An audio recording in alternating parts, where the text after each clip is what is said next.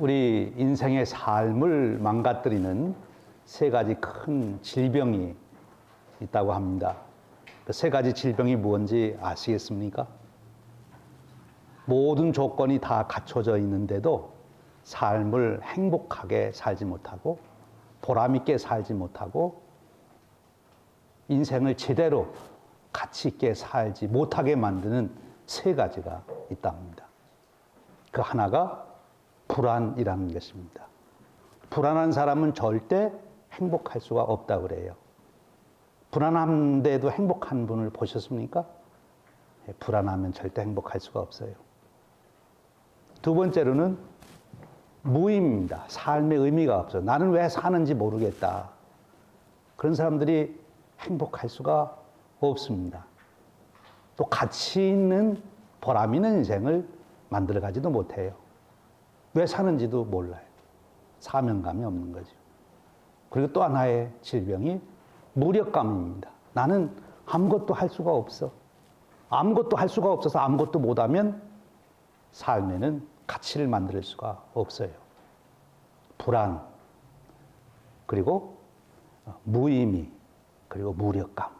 이것이 우리의 인생을 망가뜨리는 아주 치명적인 질병이라 합니다. 그런데 이 세 가지 치명적인 질병을 앓게 된 사람들이 있는 거예요. 그것이 바로 초기 교회의 요한 공동체, 요한복음을 써서 읽게 했던 그 사람들이 그런 지금 상황에 빠지게 된 거예요. 왜 그랬나요? 예수님을 믿는 것 때문에 너무 핍박을 받았어요. 처음에는 유대인들로부터도 핍박을 받았지만 나중에는 로마 황제들이 대를 이어서 핍박을 했기 때문에 견딜 수가 없어요. 그 핍박 앞에서 지금 초기 교회가 불안하고, 그리고 예수 믿는 것이 무슨 의미가 있나, 그리고 무력감, 우리는 아무것도 할 수 없어. 이렇게 도망만 다니는데 뭘 할 수 있나.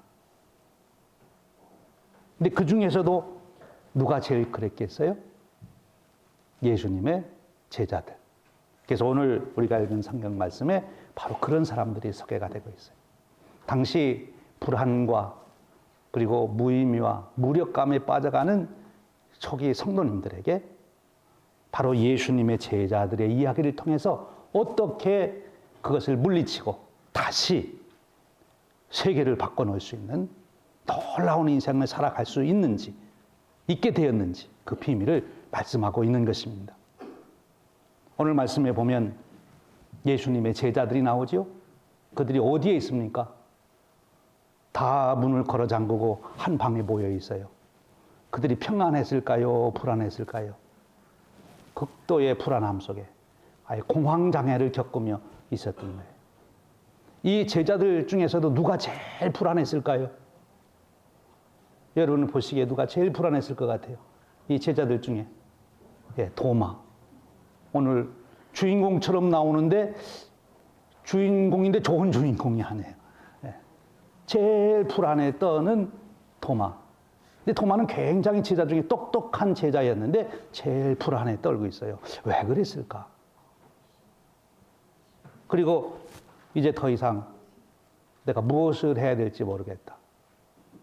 낙심해서 절망 중에 지금 제자들이 모여 있습니다. 그리고 우리는 아무것도 할 수 없어. 이제 우리가 어떻게 살아야 되냐? 그런 자들. 그 중에서도 지금 대표자가 누군가 하면 도마예요. 근데 바로 그들에게 놀라운 역사가 일어났습니다. 하나님의 은혜입니다. 부활하신 주님이 그들 중에 나타나신 거예요. 할렐루야. 부활의 주님이 나타나셨어요. 부활의 주님이 그들에게 나타나셔서 바로 그들로부터 불안을 물리치시고 삶의 무의미에서 건져주시고 그리고 삶의 열정을 가질 수 있도록 채우신 겁니다. 여러분 우리가 역사적으로 아는 대로 이 예수님의 제자들 그 중에서도 특별히 도마가 어떻게 복음을 증가하며 그의 남은 인생을 살아갔는지 역사를 통해서 아시지요.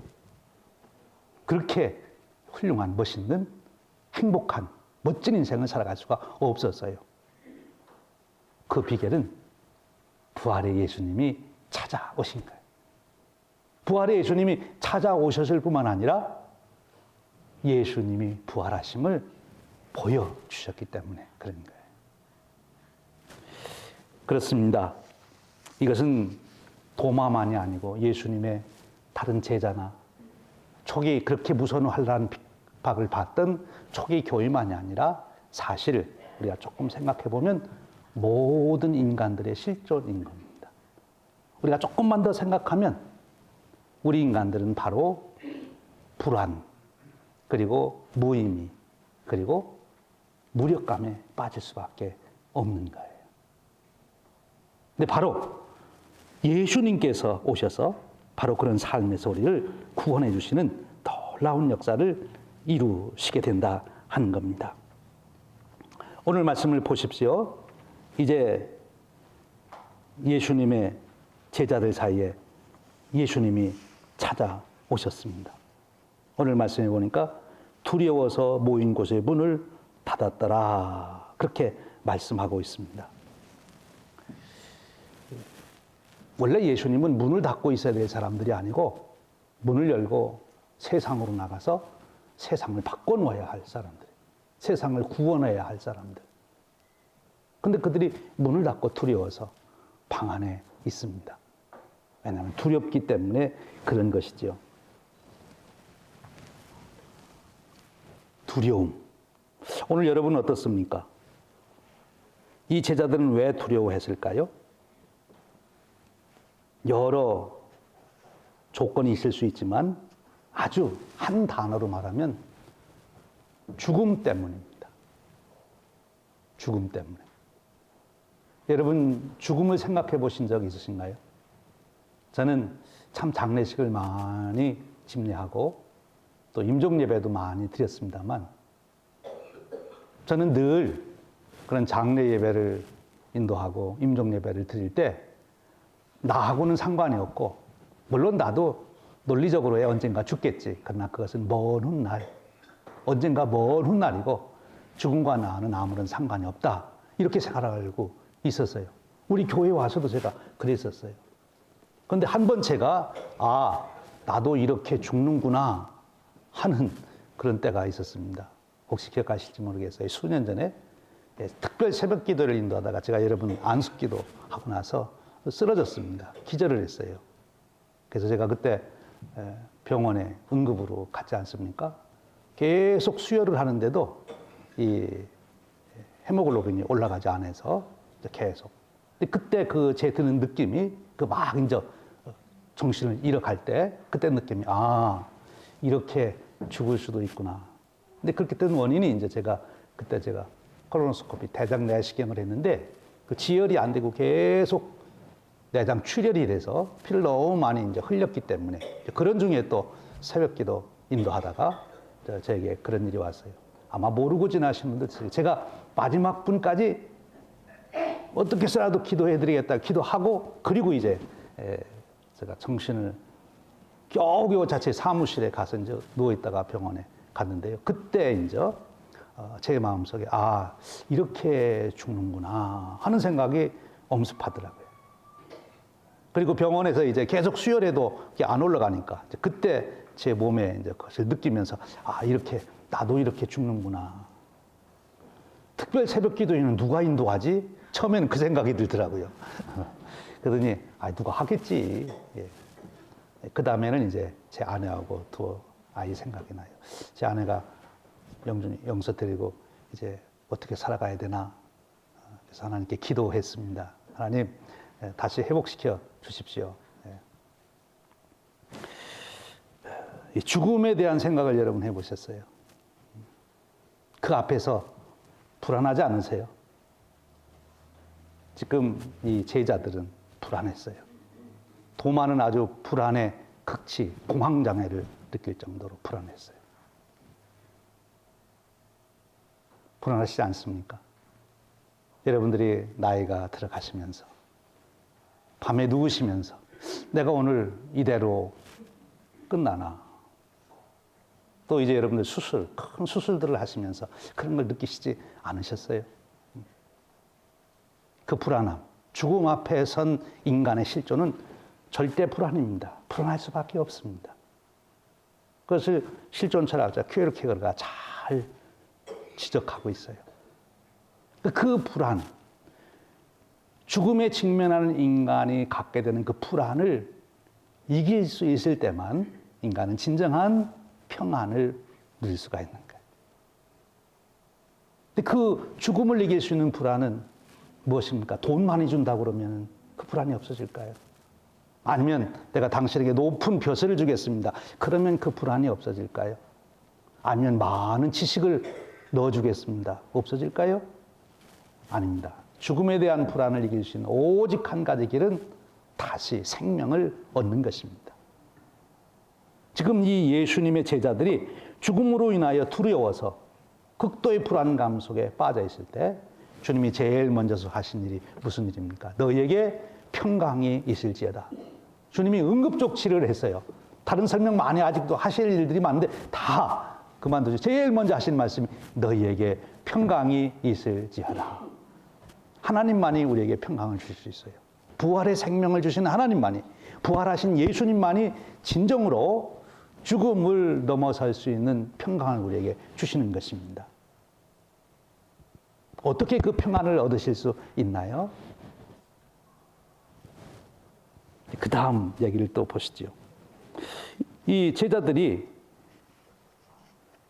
평강을 잃어버리고 불안 속에 빠져 있을 뿐만 아니라 그 다음 이어진 것이 그들의 사명감을 잃어버렸어요. 삶의 의미를 잃어버린 거예요. 예수님이 원래 그들에게 무엇을 했습니까? 너희들이 가서 증인이 되라. 세상 끝까지 가라. 엄청난 사명감 주셨어요. 하나님 나라를 세워야 된다. 나라를 세우는 비전을 주셨어요. 그 사명감에 불타 있었거든요. 그 사명감에 가슴이 벅찼거든요.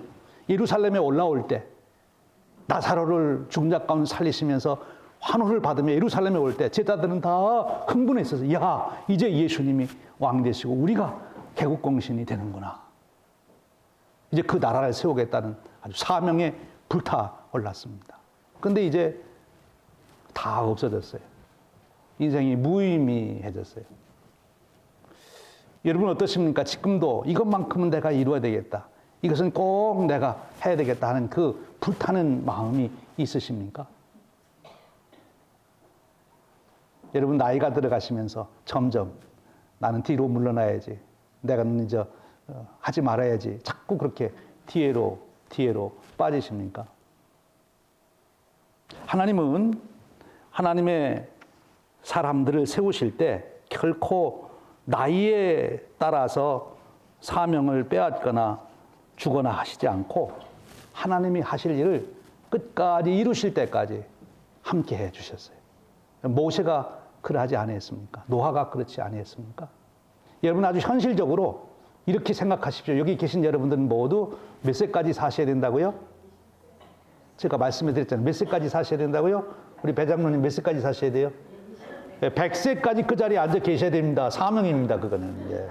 그래서 여러분들이 이제 나는 100세까지 살아야 된다는 것을 여러분들이 생각하시고 100세까지 살 준비를 하셔야 돼요. 내일 그만두실 것처럼 나 모든 일 다 그만두겠다 하시면 100세까지 사셔야 되니까 할 일이 아직도 많습니다. 물론 40대처럼 일을 하는 건 아니에요. 그때 할 일은 그때 하는 것이고 가정적으로 보면 내가 아버지로서 일할 때가 있고 할아버지로서 일할 때가 있고 증조 할아버지가 되면 할 일이 없을까요? 예, 더 많습니다. 아들도 있지, 손자도 있지, 증손자도 있지. 증조 할아버지가 되면 할 일이 더 가치 있는 일이 많아요. 그래서 여러분들은 100세, 요즘 다 세상 사람들도 그러잖아요. 100세 시대라고. 100세까지 사실 것을 생각하시면서 하나님이 내게 100세까지 살 동안 기회를 주셨는데 내가 무엇을 해야 될까? 그것이 여러분들을 일깨우셔야 돼요. 아침마다 그 생각을 하시면서 일어나셔야 돼요. 떠오르는 태양을 맞이하며 가슴이 뛰어야 되는 것입니다. 여러분 그것이 젊은이로 살아가는 거예요. 여러분들이 꿈을 꾸게 되면, 비전을 갖게 되면, 사명감을 갖게 되면 그것이 여러분의 삶을 젊게 만드는 것입니다.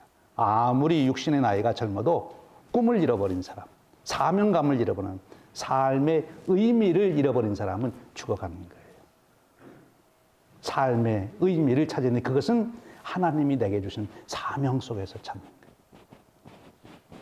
여러분, 아주 구체적인 예로 한 가지. 여러분들이 아버지 때는 일하느라고 시간이 없어서 가족들을 해서 기도를 못 하셨다면, 이제 은퇴하시고 할아버지 되셔서 시간이 좀 더 많으시면 손자 하나하나를 부르면서 기도를 해보세요. 여러분들이 일하시는 만큼 그 열정을 가지고 기도를 해보세요. 그들이 이루어 나갈 역사를 내다보면서 여러분의 기도가 그들의 인생을 만든다고 믿고 그렇게 기도해 보세요. 그러면 놀라운 일이 일어납니다. 삶의 의미와 보람과 은혜를 다시 찾을 수가 있는 거예요. 오늘 제자들은 지금 사명을 잊어버리게 되니까 삶의 의미를 잃어버렸어요. 삶의 의미를 잃어버린 사람이 행복할 수 있을까요? 절대로 행복할 수 없습니다. 아무리 좋은 집에서 편안한 삶을 살게 해도 삶의 의미를 잃어버리면 그런 인간으로서의 행복은 끝난 것입니다. 인간으로서의 행복은, 더더욱 하나님의 백성으로서의 행복은 삶의 의미, 사명감을 가지고 살아갈 때. 그럼 어떻게 사명감을 얻을 수 있나요? 오늘 본문을 잘 생각해 보십시오. 그리고 또 하나가 무력감입니다. 이들이 다 지금 방 안에 모여 앉아서 나는 아무것도 할 수 없다. 아무것도 할 수 없대요. 아무것도 할 수 없다는 사람은 아무것도 못합니다. 아무것도 못하는 사람은 행복할까요? 기쁨이 충만할까요? 행복해요. 예. 예. 어떨까요?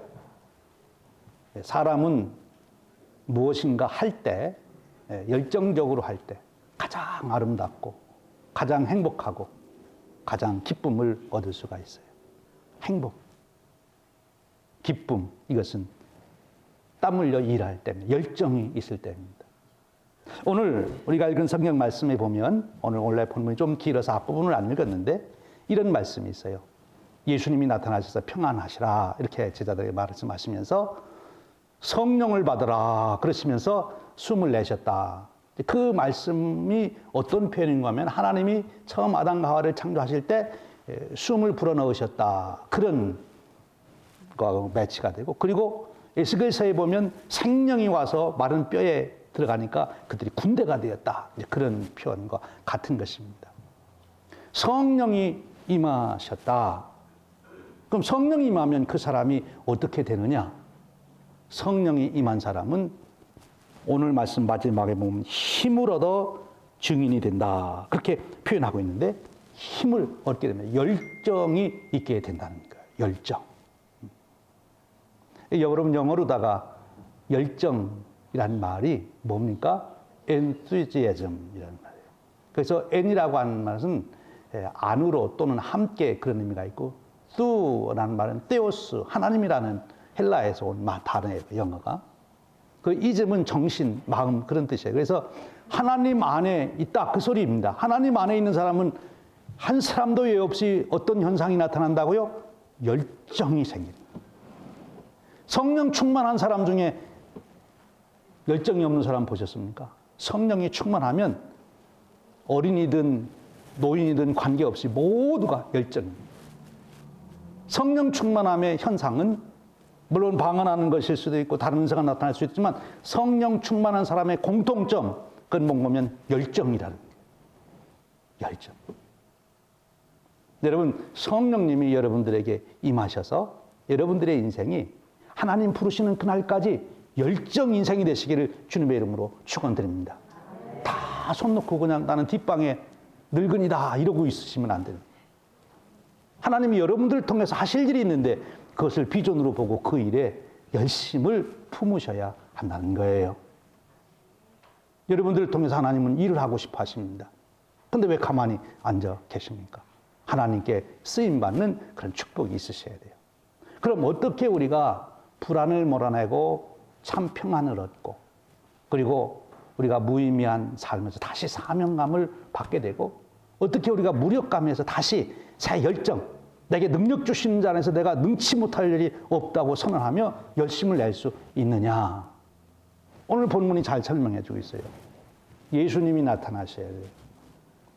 여러분의 마음 가운데, 여러분의 생각 가운데 예수님이 나타나셔야 돼요. 예수님이 나타나게 하시려면 어떻게 해야 돼요? 여러분들이 예수님이 나타나심을 사모하고, 그리고 예수님을 생각해야 합니다.